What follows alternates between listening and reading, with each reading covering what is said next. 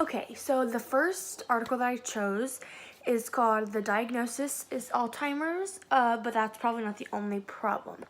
So the reason I picked this one was for a few different reasons. One, obviously, because my grandpa just died from that not too long ago, and we also learned about that in class about how it's, one of the main kind of like killers of like the older generation, and also with still Alice. We learned about that there.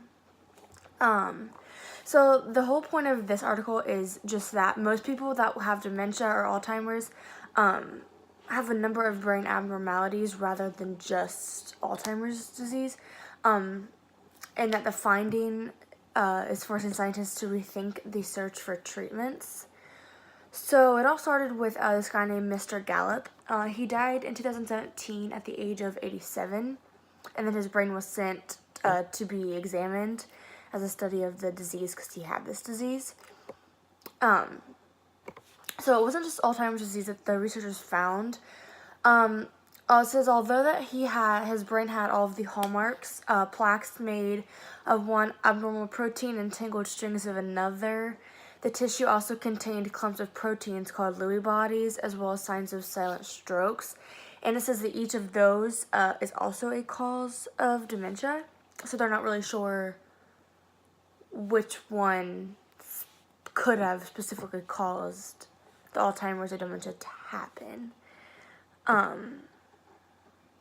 It says that all of these patients are given a diagnosis of Alzheimer's, but nearly that everyone that is diagnosed also has a mixture of brain abnormalities.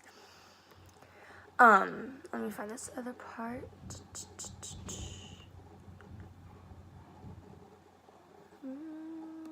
I gotta find it.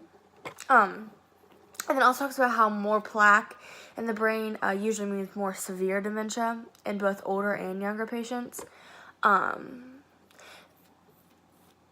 So it says that patients with the mutation appeared to develop only plaques and tangles and no other pathologies. So for decades now, plaques and tangles were the only focus of research in dementia. And the rare genetic mutations led to an overproduction of amyloid, and it turns out that the abnormal proteins in those plaques, and then to many scientists that suggested that amyloid was the fundamental cause of Alzheimer's disease. So that's kind of the main one of that, is just trying to figure out what necessarily causes Alzheimer's. They're trying to figure out. My next one is called hold on. It's called "Is Training for Informal Caregivers and Their Older Persons Helpful?"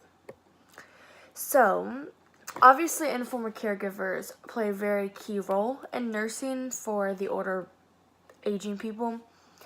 And caregiver training, they found that it can improve their patient's quality of life while also reducing care cost. And also it can reduce the caregiver's stress. So obviously the background is that the steady increase in the number of people suffering from chronic disease and increasing life expectancy raises new demands on healthcare, and at the same time the need for informal caregivers is increasing due to the more aging people that we are getting. So the more aging people that there are, the more caregivers that are needed. So the study that they did aimed to perform a systematic review of the methodologies used to identify effect of person types of training on informal caregivers and their older persons. So they did 24 studies, 12 randomized control trials, 8 intervention studies, and 4 systematic reviews were included in this.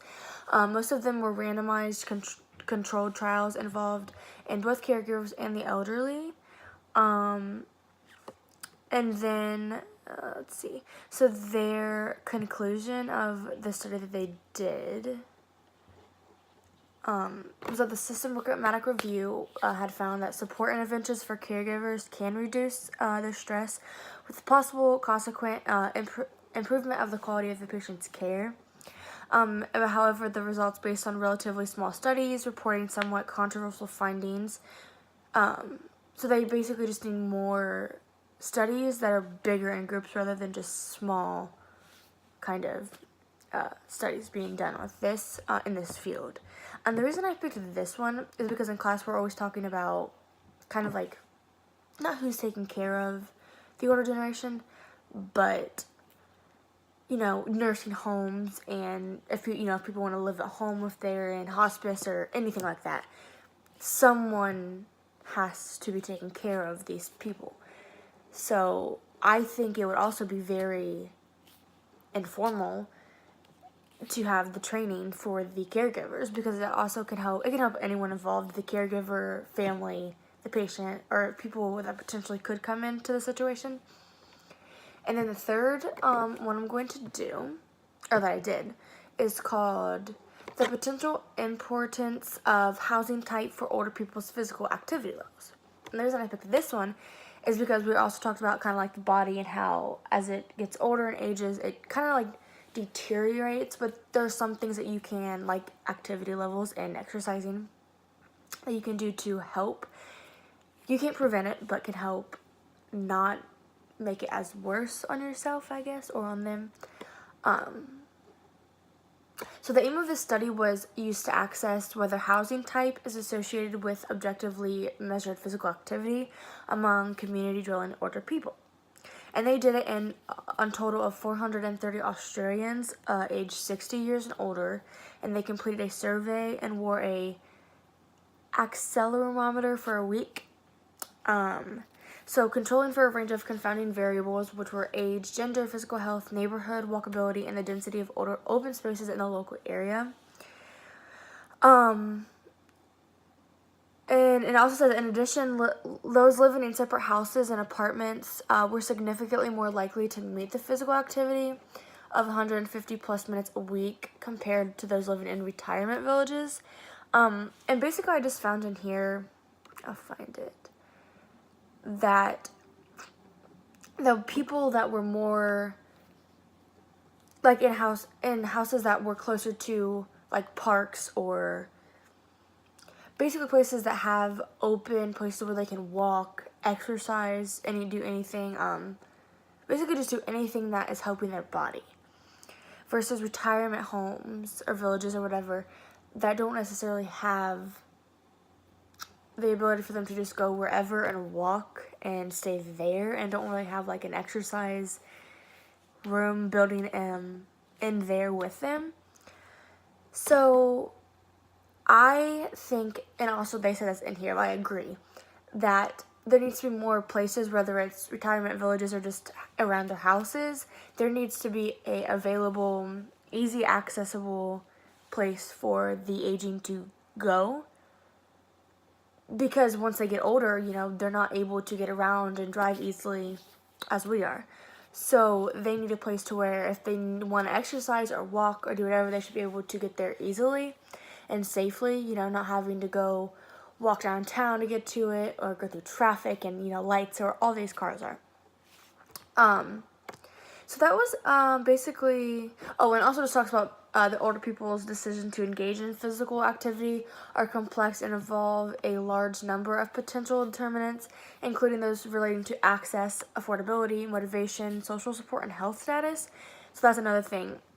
Places that you can go and walk and exercise don't need to be so expensive that the older generation can't afford it. And supporting people around them, obviously you need someone not to say, oh, just because you're old, you don't need to exercise anymore, and be negative. They need supporting people that said, oh yeah, it's good for you, that's what you should go do. So those are my 3, and I picked those specifically because we learned about these things in class, just, about exercising and what it does to the body as you get older, because how it deteriorates, and then where people live, and then Alzheimer's.